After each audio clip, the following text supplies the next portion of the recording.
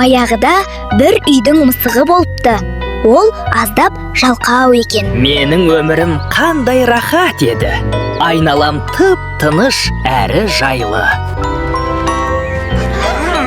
Шіркін-ай, енді бір қарнымды тойдырып алсам. Ал бұл тап-таза, жайлы үйде кім тұрады екен? Сәлем, менің атым Билли, осы үйдің қожайынымын. Маған енді түскі асымды табу керек, іздеп келейін.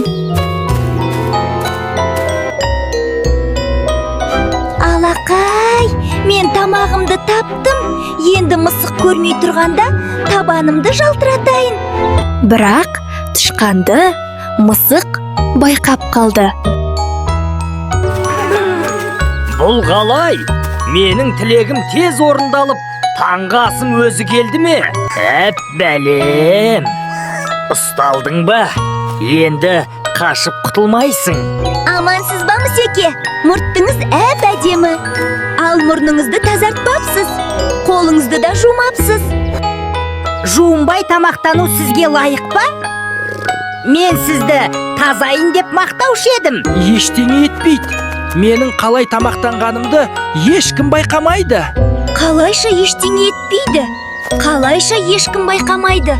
Әне, қаздар жайылып жүр. Міне, тауықтар да келіп қалды.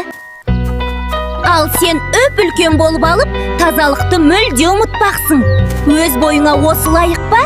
Иә, сенікі дұрыс екен. Мен әшейін сені қайтер екен деп ойлап едім.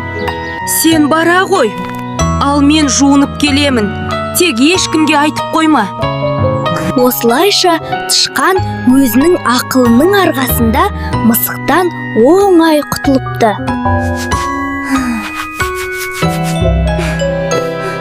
Тышқаннан ұят болды, енді жуынып жүремін. Тіпті уақыт өте келе олар достасып кеткен деседі.